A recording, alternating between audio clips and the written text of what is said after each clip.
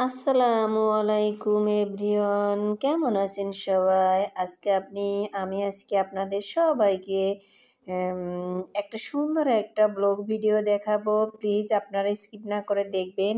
আর এই যে পাখিটি দেখতেছেন, এটা আপনারা কি পাখি নামে বলেন? আমাদের এইদিকে বক বলে।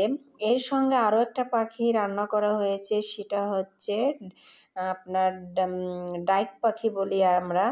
আর এই যে বক, আপনারা অবশ্যই শহরে থাইকেই বকের মাংস অবশ্যই সবাই খেতে পারতেছেন না, কিন্তু আমি কিন্তু গ্রামে সকালে চলে এসেছি। আর এসে দেখি আল্লাহ, সকালবেলা আমার আব্বু ডাকতেছে, আমার নাম ধরে, মা এদিকে আসো, দেখো কি নিয়ে এসেছি। এটা প্রতিদিন 2টা 3টা করে খেতেই আছে, কারণ এখন গ্রামে আপনার পানি সরাইতেছে, জমি লাগানোর উপযুক্ত সময় এসে গেছে, যার জন্য আপনার এইগুলো এখন খুবই শিকার করা যাচ্ছে। অনেক আছে ছোট পুঁটি মাছের ভিতর আপনার বিষ, গুঁড়ো গুঁড়ো আমরা কুড়াটার বলি, এগুলো দিয়ে খেলে ওরা ঘুরে পড়ে এগুলো ধরে জবে করা হয়, কিন্তু আমার আব্বু এটা করেনি। আমার আব্বু যেরকম ইঁদুর মারা জাতা পাতে, ওরকম জাতা পেতে পাখি 2টা নিয়ে আসছে। আর এদিকে দেখো, আমি ওদিক থেকে এসে যে আমার তোতা পাখিরা আমাকে ছাড়া চিনতেই চায় না। আম্মা আম্মা এই পেঁপেটা কাটতে দিচ্ছে না, একদম গাছের টাটকা পাখি এই পেঁপে। আমি গেছি ছাদে, দেখি হাতে পাওয়া যাচ্ছে পেঁপেটা, এত মিষ্টি লাগতেছে আপনাদের কি বলবো। তারপর থেকে চলে গেলাম, আপনাদের অবশ্যই আমি দেখাবো। এই যে আমার তোতা পাখিটা, আমার বড় ভাইয়ের ছেলে, দেখেন একা একা চাবি নিয়ে চলে গেছে, আমারে দেখাবে যে আম্মা ডিম ডিম, আমার বলতেছে আম্মা ডিম ডিম। তা আমার মাও কাছে গেছে, বলতেছে ও একা একা ডিম বের করবে, এই জন্য হাঁস ছাড়বে, মুরগি ছাড়বে। আর আপনাদের সুন্দর একটা কিউট কিউট 2টা হাঁস দেখাবো, চীন হাঁস। আর হাঁসগুলো অনেক বড়। আমার মার মানে অসুস্থ হয়ে হাঁসগুলো মারা গেছে, তারপরও ইনশাল্লাহ আল্লাহ তাআলা আমাদের মানে এই ঘরগুলো খালি করেনি, কিছুটা আর কি গাছ রেখে গেছে। এই 2টা আছে, দেখেন এর হাঁসগুলো কিন্তু খুবই ভালো লাগে, এর হাঁসের মাংসও ভালো লাগে। আর দেখেন, আর এদের পাছা ঘুরানো যে আমার কাছে এত মজা লাগে, আপনাদের না বলে বোঝাইতে পারবো না। আমার তো ধরতে গেছি, দৌড় মারছে, মানে কালার 2টা এত সুন্দর, আর সাদা কালো চীন হাঁস কিন্তু খুবই ভালো। দেখেন এর সাপের মতন এর গর্জি গর্জি যাবে, আর পাছা এদিক ওদিক মারবে। আর আমি যে পাখি 2টা আমি পরিষ্কার করে মাংস কেটে রেখে দিচ্ছি, এটা বিকেলে রান্না করা হবে। তোমাদেরকে আমি আজকে দেখাইতেছি যে আমি গ্রামের মেয়ে, এসেছি। গ্রাম যে এত ভালো লাগে, আসলে শীতের সময় এসেছি, খুবই মজা লাগতেছে। আর এই যে আমার মায়ের হাঁস 2টো এই যে খাবার খাবে এখন।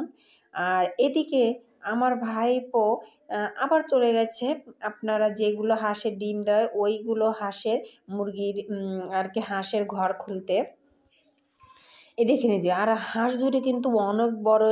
এখানে তো মোবাইলে ছোট দেখাবে, এই যে খাবার দেশে। আর এখন আপনার হাঁসগুলো আটকা ডাকে কেন আমার মা জানেন? কারণ এখন ধানের চারা দেওয়ার সময় হয়ে গেছে, যেহেতু পুকুরের দিকে না যায় এই জন্য।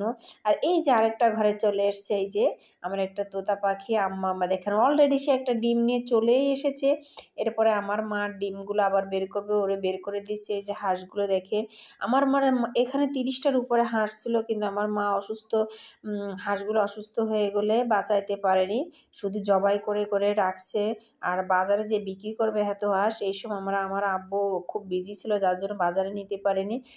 আর এই দেখেন এই যে হাঁসগুলো, আর এই হাঁসগুলো এখানে খাবার খাবে, শুকনো জায়গা রাখবে, কয়েকদিন পরে পানির ভিতরে এদের ব্যবস্থা করা হবে। তারপরে কিন্তু প্রতিদিন এখানে আপনার 12টা হাঁস আছে, প্রতিদিনই ডিম পাড়তেছে, 6টা করে বা 7টা করে, 5টা করে, 4টা করে আটকানো আছে, তারপরে এনাদের চলে যায়। গ্রামে কিন্তু একটা সুবিধা, যে গ্রামের মানুষ কিন্তু অর্থ উপার্জন করে রাখতে পারে, আমরা সঞ্চয় হিসাবে রাখতে পারি। কারণ আমরা যে হাঁস মুরগি পালি, এই যে ডিমগুলো, এখানে কয়টা ডিম পারছে, আজকে 5টা ডিম পারছে। এখান থেকে দেখি আল্লাহ, আমার মা কিউট কিউট কয়টা বেবি দেখেন, মুরগির বেবি ফুটাইছে। এই যে মুরগিটাও অনেক বড় মাশাআল্লাহ। আমি ধরতে যাই ঠোর মারে। আর আমার ভাইয়ের ছেলে তো সে শুধু এইগুলোই ধরবে আর তারে যে ঠোক দিয়ে দৌড়তে যায়। আর এই ২ দিন হয়েছে বাচ্চাগুলো ফুটছে। আসলে দেখেন কত সুন্দর। আসলে মুরগির বাচ্চা কিন্তু কিনে কয়টা খাওয়া যায়? নিজেরা যদি হাতে পালি তাহলে ভালো লাগে। আর গ্রামের যে এই যে একটা পরিবেশ সৌন্দর্য মজাটাই কিন্তু আলাদা।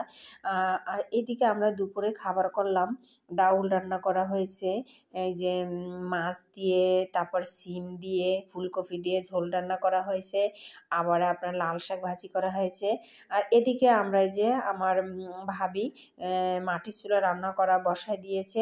আমি এখানে বসে আছি। কিন্তু পাখি কিন্তু আমিই গোশটা বানিয়েছি, আমিই জবাই করেছি। আর এখন ভাবিরে বললাম, "তুমি বসে রান্না করো, আমি কাছে আছি।" আর এই মাটির চুলার রান্না কিন্তু মানে আমার ভাই দূর থেকে এসে বলতেছে, "তোরা কি রান্না করতেছিস রে?" মানে ঘ্রাণ হয়ে গেছে যা বললে। তা আমরা বলতেছি, "আমরা গোশ রান্না করতেছি, সে বকের গোশ, ডাউক পাখির গোশ।" এই যে এখন সুন্দর করে মশলা কষানোর পরে আমরা এখন গোশটা কষিয়ে নেব। দেখেন গোশ কিন্তু যা হয়েছে মাশাআল্লাহ আমাদের হয়ে যাবে। ২ টা পাখির গোশ, তারপরে কিন্তু অনেকই হয়েছে। যাক আমি বললাম ভালোই আছে। আমার আব্বা আসলাম বলতেছে, "আমরা মেহমান আসছি, আমাদের বড় একটা মুরগি খাওয়াবা।"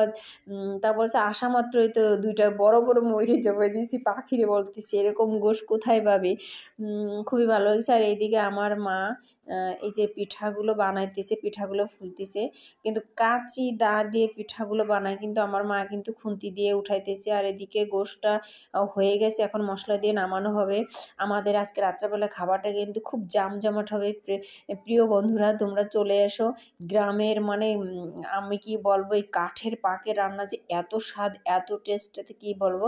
আমার ভিডিও যদি তোমাদের ভালো লাগে প্লিজ তোমরা এটা সাবস্ক্রাইব দিও, পাশে থেকেও ভিডিও দেখো। আমিও তোমাদের ভিডিও দেখবো ইনশাল্লাহ। আমিও পিঠাগুলো একটু মার কাছে উঠাইছিলাম। তোমরা ভালো থাকবে সবাই। আসসালামু আলাইকুম।